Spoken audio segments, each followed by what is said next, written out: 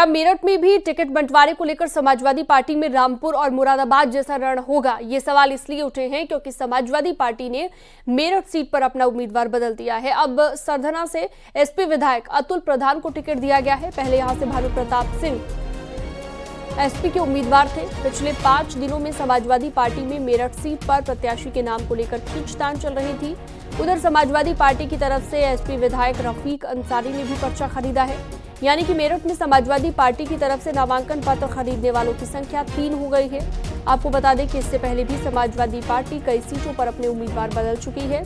मुरादाबाद और रामपुर में टिकट को लेकर पार्टी में आखिरी वक्त तक अंदरूनी खींचतान देखने को मिली थी।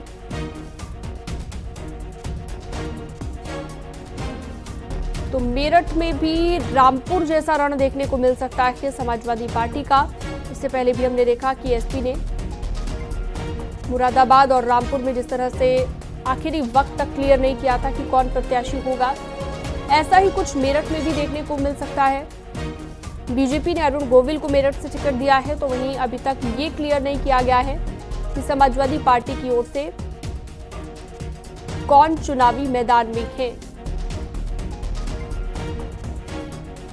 तो ये क्लियर नहीं हो पा रहा है क्योंकि समाजवादी पार्टी में अभी तक अंदरूनी जो खींचतान है वो लगातार देखने को मिल रही है। फिलहाल आपकी 3 तस्वीरें देखिए। पहली तस्वीर अतुल प्रधान, टिकट मिला, लेकिन उसके बाद यहाँ पर जो टिकट कटा था वो भी आपको हम दिखा रहे हैं। भानु प्रताप सिंह का रफीक अंसारी जिसने पर्चा खरीदा है, लेकिन वही उम्मीदवार होगा या नहीं होगा ये अभी तक क्लियर नहीं है। उमेश श्रीवास्तव मेरठ से हमारे साथ लाइव जुड़ चुके हैं ज्यादा जानकारी और बातचीत के लिए। उमेश, रामपुर और मुरादाबाद में भी हमने देखा कि अंदरूनी खींचतान समाजवादी पार्टी में देखने को मिली, और अब मेरठ में भी जहां पर अरुण गोविल को बीजेपी ने उम्मीदवार बनाया है, लेकिन सपा का उम्मीदवार लगता है कि क्लियर नहीं हो पा रहा है। ये समाजवादी पार्टी के अंदर तो घमासान मचा हुआ है। मुरादाबाद, रामपुर, बिजनौर, अब मेरठ की बारी है।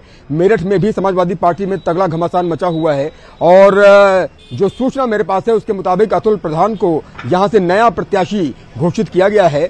कल ही एक और नेता रफीक अंसारी ने भी यहां से पर्चा लिया था। तो निश्चित तौर पर समाजवादी पार्टी में तगड़ा घमासान मचा हुआ है, और जिस तरह से मुरादाबाद की बात कर लें, रामपुर की बात कर लें या अन्य सीटों की बात कर लें, बार बार प्रत्याशियों का बदला जाना ये साफ संकेत देता है कि समाजवादी पार्टी के अंदर सब कुछ ठीक ठाक तो नहीं ही चल रहा है। तो निश्चित तौर पर समाजवादी पार्टी ने मेरठ में सबसे पहले भानु प्रताप सिंह को उम्मीदवार बनाया, बाद में उनका टिकट होल्ड किया, और फिर अतुल प्रधान को प्रत्याशी घोषित किया है। तो निश्चित तौर पर समाजवादी पार्टी में जिस तरह से अंदरूनी घमासान मचा हुआ है उसका साफ असर ग्राउंड पर देखने को मिल रहा है, उसका साफ असर कार्यकर्ताओं में देखने को मिल रहा है।